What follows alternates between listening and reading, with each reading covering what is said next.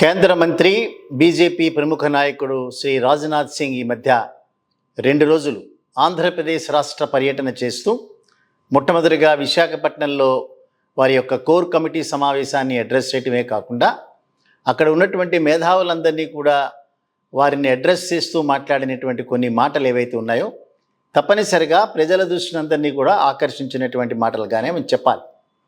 తర్వాత రోజు ఏలూరులో జరిగినటువంటి ఒక బహిరంగ సభ, ఆ బహిరంగ సభలో కూడా మాట్లాడుతూ రాష్ట్ర ప్రభుత్వం మీద, వైసీపీ సంబంధించినటువంటి నాయకుల మీద కొన్ని తీవ్రమైనటువంటి వ్యాఖ్యలు చేయటం కూడా ఒక రకమైనటువంటి ఆశ్చర్యాన్ని కలగజేశాయని మాత్రం తప్పనిసరిగా మనం చెప్పాలి. ఈ సందర్భంలో 2 రోజుల పర్యటనలో ఎక్కడా కూడా తెలుగుదేశం పార్టీ, తెలుగుదేశం జనసేన కూటమితో పొత్తు ఉంటుందని కానీ, పొత్తు ఉండదని కానీ ఎక్కడా కూడా డైరెక్ట్గా వ్యాఖ్యానం చేసినటువంటి సందర్భాలు ఎక్కడా లేవు. ఒకవేళ కనుక భారతీయ జనతా పార్టీ పొత్తులో భాగస్వామి కనుక అయి ఉండుంటే తప్పనిసరిగా కేంద్ర ప్రభుత్వాన్ని పరిపాలించేటటువంటి ఒక పెద్ద రాజకీయ పార్టీగా, ఒక జాతీయ పార్టీగా తను లేకుండా 2 ప్రాంతీయ పార్టీలని పొత్తుల విషయంలో అనౌన్స్ చేసేటటువంటి పరిస్థితిని ఏ రాజకీయ పార్టీ కూడా అనుమతించదు. సో వారు కూడా భారతీయ జనతా పార్టీ పొత్తులో ఉందా లేదా అనేటటువంటి మాట ప్రజలకు చెప్పకపోవటం, భారతీయ జనతా పార్టీకి సంబంధించినటువంటి ఒక ప్రముఖ నాయకుడు, అంతకు పూర్వం వారు జాతీయ అధ్యక్షులుగా చేసినటువంటి అనుభవం ఉన్నటువంటి వ్యక్తి, వారు కూడా ఎక్కడ తెలుగుదేశం జనసేన కూటమితో ఉందని చెప్పకపోవటం అనేటటువంటిది భారతీయ జనతా పార్టీలో ఉండేటటువంటి డొల్లతనాన్ని మాత్రమే తెలియజేస్తోందని మనం ఖచ్చితంగా చెప్పి తీరాలి. అదే రకంగా అసలు ఈ 2 కూటములకి మధ్య, అంటే ఆ కూటమికి ఈ పార్టీకి మధ్య పొత్తులోకి రావడానికి నిరోధించేటటువంటి అంశాలు ఏమున్నాయి, పొత్తులోకి వచ్చినా కూడా తెగనటువంటి అంశాలు ఏమున్నాయి ప్రజలకు చెప్పాలి. ఇవన్నీ వారి సొంత విషయాలు కావు. ఇవన్నీ కూడా ఇంకొక 40-45 రోజులలో ఎన్నికలు వచ్చేటటువంటి తరుణంలో భారతీయ జనతా పార్టీ ఎట్టి పరిస్థితుల్లో తెలుగుదేశం పార్టీతో 100కి 100% లేదు అని తెలియజేస్తున్నాయి. అందుకే అనేక సందర్భాల్లో రాజ్నాథ్ సింగ్ కూడా మాట్లాడుతూ రాబోయేటటువంటి బీజేపీ ప్రభుత్వం మాత్రమే వస్తుందని మాట చెప్పారు. ఎక్కడా కూడా తెలుగుదేశం, జనసేన, బీజేపీ కూటమి వస్తుందని ఎక్కడ కూడా చెప్పలేదు. అదే రకంగా 175 నియోజకవర్గాల్లో కూడా మా యొక్క యంత్రాంగాన్ని మేము చాలా రివైవ్ చేసుకుంటున్నాము, అదే రకంగా వాళ్ళందరినీ కూడా ఉత్సాహపరుస్తున్నామని చెప్పారు. సో ఇవన్నీ కనుక మనం చూస్తే 2 పార్టీల మధ్య ఉండేటటువంటి పొత్తు అనేటటువంటిది ఏదైతే ఉందో, నాయకుల మధ్యలో జరిగేటటువంటి షేరింగ్ ఏదైతే ఉందో దాని మీద ఒక అంచనాకి రాలేకపోయినారని తెలుస్తోంది. అదే రకంగా చంద్రబాబు నాయుడు మొన్న 118 సీట్లు డిక్లేర్ చేసినటువంటి సందర్భంలో ఒకవేళ కనుక భారతీయ జనతా పార్టీ కనుక వచ్చేటట్లయితే ఆ రిమైనింగ్ 58 నియోజకవర్గాల్లో, అసెంబ్లీ నియోజకవర్గాల్లో మాట్లాడుకోవచ్చన్నారు. ఇప్పటికీ అనేక నియోజకవర్గాల వారు డిక్లేర్ చేసేసినారు. సో రాబోయేటటువంటి రోజుల్లో డిక్లేర్ చేయాల్సినటువంటి అంశాలు న్యాచురల్గా కొద్దిగా వాళ్ళ బలహీనంగా ఉండేటటువంటి నియోజకవర్గాలే దానిలో అనేక ఉన్నాయి. ఆ బలహీనంగా ఉండేటటువంటి నియోజకవర్గాలు మాత్రమే భారతీయ జనతా పార్టీకి అలాట్ చేస్తారా, లేదా వారు ఇప్పుడు సోషల్ మీడియాలో బయటకు వస్తున్నటువంటి న్యూస్ ప్రకారం దాదాపుగా 9 నుంచి 10 పార్లమెంటు స్థానాలు, అదే రకంగా 8 నుంచి 10 అసెంబ్లీ స్థానాలు మాత్రమే భారతీయ జనతా పార్టీకి ఇవ్వాలని చెప్పి కూటమి అనుకుంటోందన్నట్టుగా తెలుగుదేశానికి సంబంధించినటువంటి మీడియా మాట్లాడుతోంది. సో ఏమైనప్పటికీ కూడా ఇరు వర్గాల మధ్యలో పొత్తు అనేటటువంటిది కేవలం కాగితాల మీద మాత్రమే పరిమితమై ఎక్కడో ఏదో ఒక రకమైనటువంటి అంశంతో ఇది అడ్డుపడుతోందనేటటువంటిది స్పష్టంగా తెలుస్తోంది. దానిలో మొట్టమొదటిది తెలుగుదేశం పార్టీతో కలిసి వెళ్ళటం అనేటటువంటిది ఇది భారతీయ జనతా పార్టీకి అనుకూలించేటటువంటి అంశమా కాదా అనేటటువంటిది వారు ఇంతవరకు అంచనా చేయలేకపోయినారని తెలుస్తోంది. అదే తెలుగుదేశం జనసేన కూటమి అయితే వారు ఎన్ని సీట్లు అడిగినా కూడా ఇవ్వడానికి సిద్ధంగా ఉండి వారితో కలిసి ట్రావెల్ చేస్తే చాలు, మన జన్మ పునీతమైపోతుంది అనేటటువంటి దాంట్లో వారు ఉన్నారు. సో రాబోయేటటువంటి రోజుల్లో ఎదుర్కోబోయేటటువంటి కేసులు ఏవైతే ఉన్నాయో వాటి నుంచి ఉపశమనం పొందాలి అనేటటువంటి రీతిలో మాత్రమే చంద్రబాబు నాయుడు బీజేపీ పార్టీ వెనకాల వెళుతున్నాడనేటటువంటిది మనకు స్పష్టంగా తెలుస్తోంది.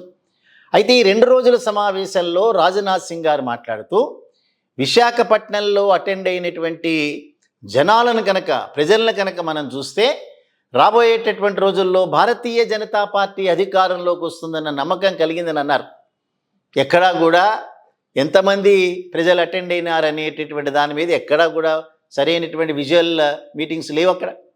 అదే రకంగా రాఫ్తాడు సభలో జగన్మోహన్ రెడ్డి గారు మొబలైజ్ చేసినటువంటి దాదాపు 12 లక్షల పైచిలకు ప్రజలను కనుక చూస్తే అక్కడ రావాలి వారికి ఏదైనా కనుక ఒక రకమైనటువంటి కాన్ఫిడెన్స్ అనేది. తప్పనిసరిగా ఈ జనాలను చూస్తే మేము వచ్చామని భారతీయ జనతా పార్టీ పట్ల ఆకర్షితులయ్యేటటువంటి ప్రజలు ఆంధ్రప్రదేశ్లో లేరు.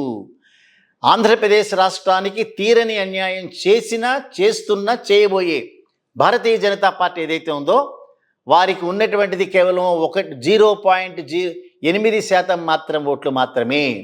నోటా కంటే తక్కువగా ఉండేటటువంటి వారు. రాజ్నాథ్ సింగ్ గారు మాట్లాడుతూ పోలవరం ప్రాజెక్టు కంప్లీట్ చేయాలనేటటువంటి ఆలోచన రాష్ట్ర ప్రభుత్వానికి లేదు అనేటటువంటి ఒక పచ్చి అబద్ధాన్ని మాట్లాడినారు. పచ్చి అబద్ధాన్ని ఎందుకు చెప్తున్నామనంటే ఇది జాతీయ ప్రాజెక్టు. బైఫర్కేషన్ యాక్ట్లో కేంద్రమే ఇది నిర్మించి ఇస్తామనేటటువంటి మాట చెప్పారు. దాంట్లో చంద్రబాబు నాయుడు చేసినటువంటి అతిపెద్ద తప్పేందనంటే కన్స్ట్రక్షన్ని తీసుకోవటం మాత్రమే. కన్స్ట్రక్షన్ తీసుకోవటం అంటే దాని అర్థం కంప్లీట్గా ప్రాజెక్టుని కంప్లీట్ చేసేటటువంటి బాధ్యత రాష్ట్ర ప్రభుత్వానికి ఉందని కాదు. బాధ్యత చట్ట ప్రకారం కేంద్ర ప్రభుత్వం మీద ఉంది, భారతీయ జనతా పార్టీ ప్రభుత్వం మీద ఉంది.